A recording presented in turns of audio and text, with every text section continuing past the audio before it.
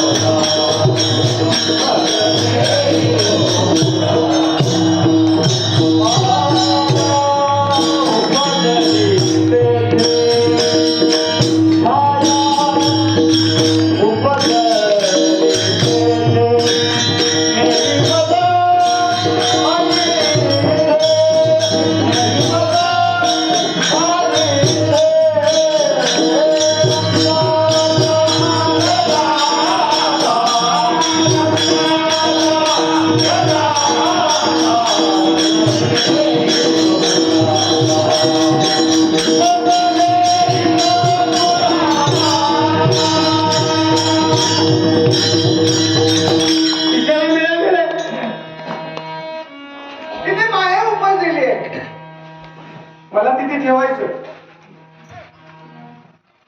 माझा संभाव होणार, काळजी करू नका. आता जेल म्हटल्यानंतर कडेकोट पार आहे, बाहेर कसं पडायचं? काही दिवस अनुभव सांगतो मला, 15 वर्षे मला योगाने जेल कमिटीवर काम करण्याचा योग आला, वकील या नात्यानं, ऍडव्होकेट पॅनल. एसके आगे होते बिचारे, जिल्हा कारागृह अध्यक्ष तरी पारायण करायचं, बिचाऱ्याला निवारण झाली. पुढे परमार्थामध्ये वाहून घेतलं होतं. खऱ्याचं नाव, चांगल्याचं नाव नेहमी घेतलं जातं जेव्हाच माणूस. अनेक चांगले गुणवान. आता बाहेर कसं पडायचं? नाना तुम्ही ड्युटीला होता, पण ड्युटी करत असताना झोपून चालतं का? ड्युटीत माणूस आपला जागा असला पाहिजे. तसं रक्षपालांची ड्युटी चालू आहे, रक्षपाला बसल्या बसल्या झोपा लागली. कारण माया निर्माण करणारा हात आणि माया संपवणारा हात. सुनामती शुक सांगत तसे परीक्षिती. हे शुक महाराज परीक्षिती राजाला सांगू लागले. त्याचं वर्णन नामदेव महाराजांनी केले. रोहिणी नक्षत्र दोन प्रहर रात्र माया घाली असत रक्षपाळा. रक्षपाळावर माया निर्माण केली का रक्षपाळाला झोपा लागल्या. आणि तेवढ्यामध्ये आमच्या वसुदेवाना टुपलीमध्ये घेतलेला कृष्ण भगवान देव बाहेर पडले. आता मथुरा आणि गोकुळ याच्यामध्ये यमुना आहे. बांबू आपल्या ज्ञानेश्वर संस्थांचा सुंदर सप्ताह झाला. त्या सप्ताहामध्ये गुरुदेवांच्या आशीर्वादाने वृंदावनमध्ये सेवा करत होतो. दुसरा सप्ताह कुरुक्षेत्रावर झाला हरियाणा राज्यामध्ये. तिसरा सप्ताह गुजरात राज्यामध्ये द्वारका या ठिकाणी झाला. काय आनंद तो क्षण आयुष्यात आपण विसरू शकत नाही. ज्या वेळेला मथुरेवर गोकुळला जायचं आहे, परंतु आज मध्यभागी यमुना आहे. आता यमुना नदी पार करायची. शहाणी माणसं पाऊल उचलण्यापूर्वी 10 विचार करत असतात, उचलायचा किंवा नाही. पण एकदा पाऊल उचलला की पुन्हा माघार नाही.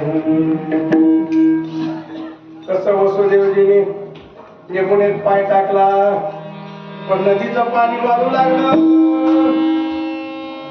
जसं आपण आंदोलन परवा असणार 14 तारखेला येत असताना आपला रस्ता सुद्धा दिसत नव्हता, एवढा मेघराजा वर्षाव करत होता. आमच्या वसुदेवाला काही दिसायला तयार नाही. मेघराजाने वर्षाव चालू केला. गुडघ्याचं पाणी मांडीला, मांडीचं पाणी कमरेला, कमरेचं पाणी पोटाला, पोटाचं पाणी छातीला.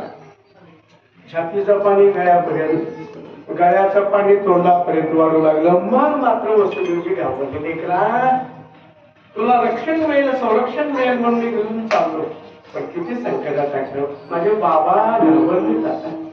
माझ्या बाबाला त्रास होता कामा नये. त्याने विचार केला, यमुनीला काही झाली माझ्या दर्शनाची, लागलीच टोकीतला पाय बाहेर काढला आणि अंगुष्ठाचं दर्शन झाल्याबरोबर मेघराजाने आपला वर्षाव थांबवला आणि पाणी उसळू लागलो.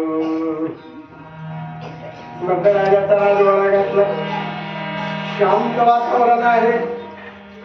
तिथे भगवंताला खाली ठेवलं आणि माईला जवळ घेतलं.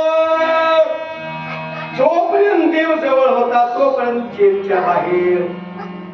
पण देवाला खाली ठेवलं, माईला जवळ केलं. त्या वसुदेवाची अवस्था काय, परत पुन्हा जेलकडे माईला घेऊन तिथे गेल्यानंतर त्या माईने आवाज केलेला आहे, कौन सिद्ध करण्यासाठी आलेला आहे.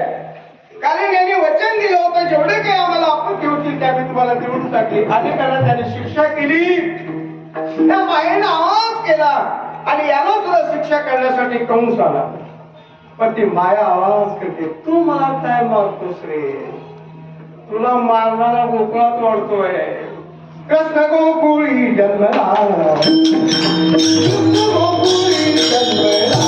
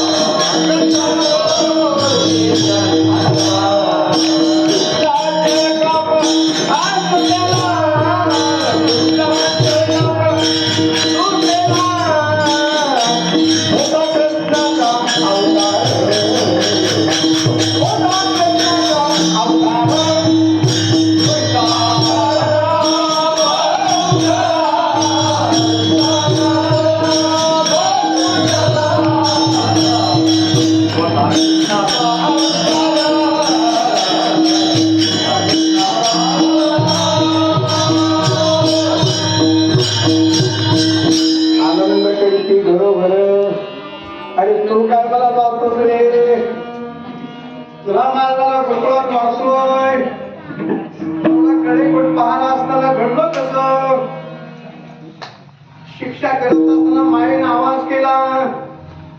माया अदृश्य झाली. अरे मला काय मारतोस? मग मात्र चिंता करांत झाला. कोर्स मीटिंग कॉल केली. मीटिंग मध्ये पुतना मावशी आल्या. पुतना मावशीने विडा उचलला. काय काळजी करतोस? चुटकी समजून संपवते त्याला. जी माणसं दुसऱ्याला, समोरच्या माणसाला छोट समजत असतात ती माणसं आयुष्यात कधीच मोठी होत नसतात. आणि जी विचाराला मोठी असतात ती समोरच्या माणसाला छोट कधी समजत नसतात. पुतना मावशीने विडा उचलला. कंसाला बरं वाटलं.